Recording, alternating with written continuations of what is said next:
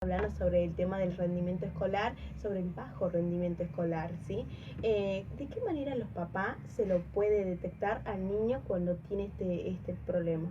Generalmente los papás lo detectan en el gran porcentaje, se lo detecta en la escuela y es el docente el que comienza muchas veces a insistir con el famoso cuadernito de comunicaciones o las reuniones con los papás.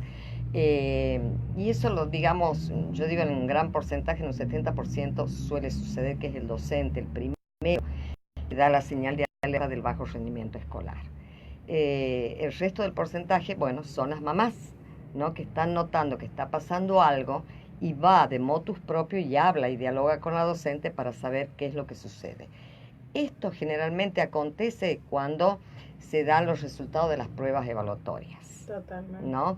Cuando el niño demuestra en una prueba evaluatoria que no cumplió los objetivos esperables para la misma. Entonces ahí es donde las mamás, y me incluyo, comenzamos a alertar y comenzamos a buscar un momento de entrevista con la docente para saber qué es lo que pasó. Bueno, la importancia entonces del rol del docente en estos casos. Totalmente. El docente es fundamental. Primero, ¿por qué?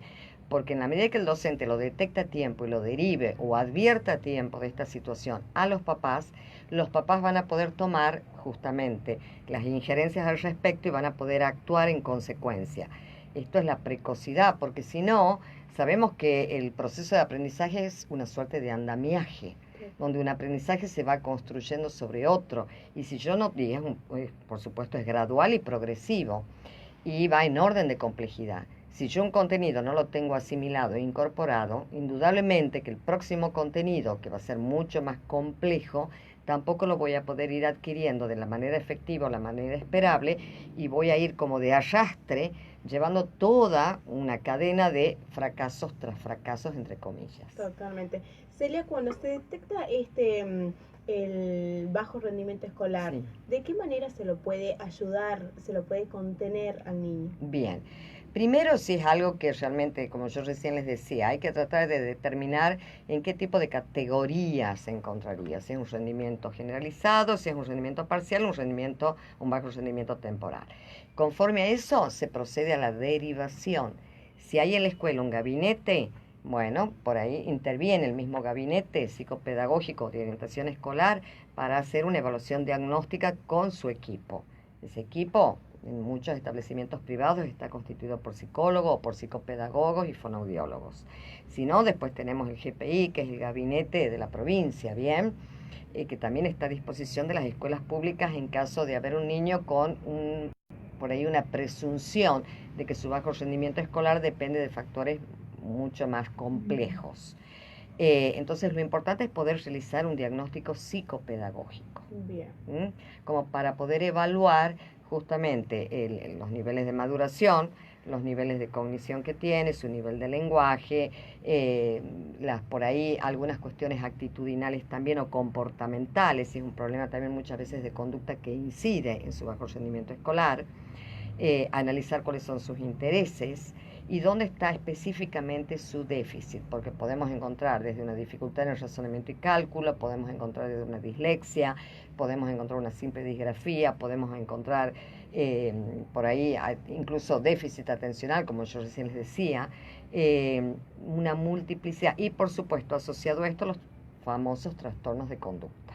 Perfecto. Yendo a un caso más puntual, quizás un ejemplo, aquellos papás que tienen, digamos, que están atravesando esta situación con sus hijos, no sé, un niño puede ser entre 8, 10 años, 9, por ahí les cuesta por ahí establecer un diálogo, una conversación para hablar sobre el bajo rendimiento, quizás que es temporal, por actitudes, normalmente, que están teniendo.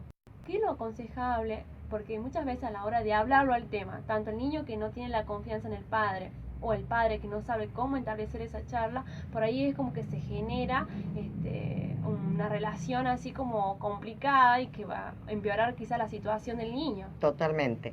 Generalmente con los chicos pequeños se puede llegar a establecer un buen diálogo empático. ¿Sí? ¿Qué significa esto? Porque los chicos todavía tienen la imagen del papá como la autoridad.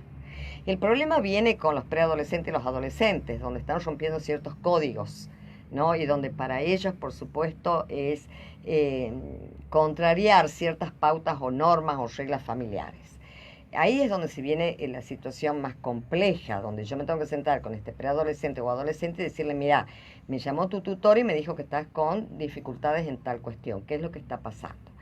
Y esto generalmente, ¿qué ocasiona a los chicos? Una suerte de mecanismos de defensa o de negación. No, nada que ver, todo bien, ¿qué sabe? Que no, o una materia es aburrido, no me gusta, o no sabe enseñar, siempre la culpa es del otro. Es propio de los chicos totalmente un proceso natural y lógico. Pero ¿qué sucede con aquellos chicos más pequeños, que por ahí más pequeños, digamos, 8, 9 años, como vos bien decías? Suele suceder que o te pueden prestar atención, pero no tienen los recursos y les puede generar mucha angustia. ¿Por qué? Porque en estos niños, a esta edad, la cuestión de un bajo rendimiento académico está asociado al fracaso. Y el fracaso está visto como que tengo que llevar una etiqueta. Y como que si me mandan al gabinete, me mandan de plantón, de castigo. Entonces me avergüenza de la situación. Y muchas veces cargan con esto como un estigma. Por eso lo importante es tratar de hablar con los chicos, diciéndoles de frente lo que está sucediendo, pero también apoyándonos en sus fortalezas. No siempre lo más vulnerable, no fuiste capaz de, sino tuviste inconvenientes en tal cosa, pero tenés tal capacidad en tal otra. O veamos de qué manera podés subsanar esto con todos los recursos positivos que vos tenés a favor.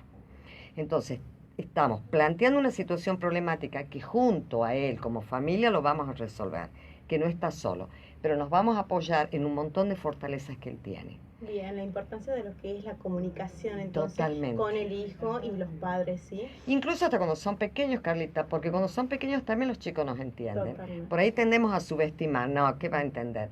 Incluso si lo tenemos que llevar a un especialista, no es como llevarlo secuestrado y meterlo en un ambiente que el chico ni conoce, donde la vea la psicopedagoga, la psicóloga por primera vez y dice, ¿y esta quién es?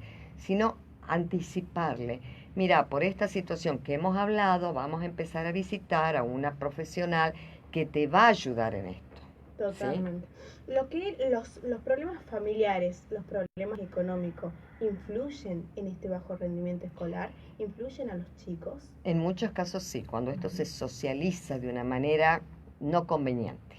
No significa que tengamos que hacerlos vivir a los chicos como en limbo, que no estén enterados de nada de lo que pasa en la casa.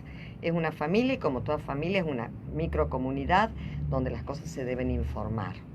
Pero ahora bien, ¿cómo informo yo esta situación? Llámese problema económico, llámese la pérdida de algún familiar, llámese la pérdida de un trabajo, las separaciones, pero siempre hablar de frente, adecuando nuestro discurso justamente a la etapa evolutiva o cronológica del niño. Porque tampoco no me puedo sentar a dar una cátedra al chico de por qué nos divorciamos mamá y papá, cuando puedo decirle de que mamá y papá no van a vivir juntos, pero papá va a seguir presente, muy presente en la vida de ellos.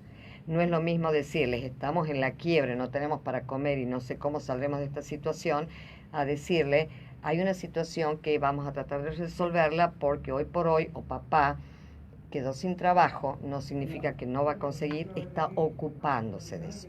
Hay que llevarle, si bien el problema, pero la tranquilidad en consecuencia. Entonces es un niño que va a poder focalizar toda su atención en su rendimiento escolar y no estar con una preocupación que muchas veces los papás le depositamos en los niños que no debieran cargar. Totalmente. Celia, y cuando, por ejemplo, en el caso de los, bueno, si bien el tutor o los padres que están a cargo de los chicos, hacen responsable directamente o recién hablábamos por ahí que les cuesta aceptar que quizás lo están atravesando por temas, digamos, están atravesados por temas en la familia, sí. o no sé, en la misma escuela también puede estar sucediendo algo, en el mismo curso puede estar sucediendo algo que ese niño está afectando. Pero cuando hacen, por ejemplo, a elementos tecnológicos, que hoy los chicos están atravesados por muchísimos, ya desde la televisión, la computadora, el teléfono celular, y hacen directamente responsable el consumo de eso. ¿Cómo se lo puede aconsejar a aquellos papás? La tecnología es buena, siempre como todo, en la medida justa. Entonces, por ahí, aconsejarle a los papás que hay edades en las que nosotros le podemos ir dando como en pequeñas dosis o pequeñas dosis de tecnología, ¿sí? Media hora antes de dormir y a la noche y media horita después de almuerzo. Nada más que eso con la compu. o por ahí con los videojuegos, o por ahí con la tablet. La tele, bueno, vamos a ver 1 hora de tele por día. El resto, tratemos de salir a espacios públicos, al esparcimiento en familia, el compartir, el dialogar. La mesa tiene que ser un espacio de encuentro, de diálogo, no el lugar donde nos venimos a comer, a cumplir el requisito biológico de sentarnos y levantarnos e irnos. Obviamente todos estamos enloquecidos por el ritmo de vida que llevamos, y lo hablábamos fuera de aire. Por ahí muchas veces sucede de que estamos a mil, y no nos ponemos a pensar que hay otro que nos está observando. Y ese otro que nos está observando es nuestro hijo, y ese hijo es el que nos sigue los pasos.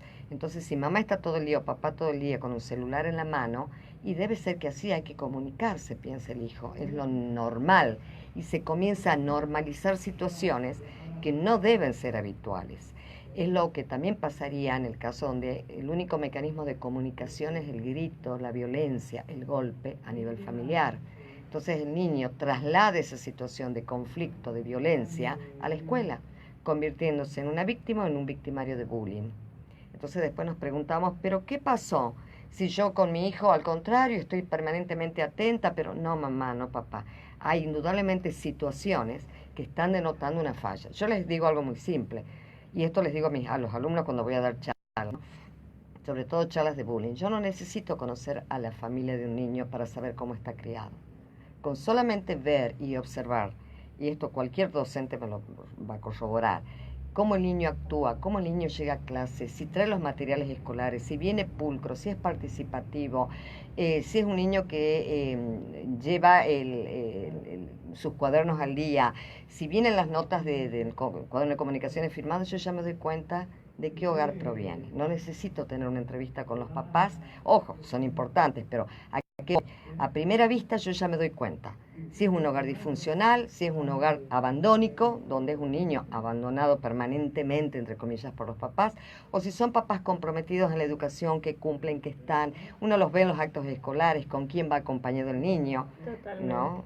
Celia, ¿sí Sí. algún niño que no participa en clase, que está aislado, presenta, digamos, una baja autoestima? ¿De qué manera se lo puede ayudar ese niño?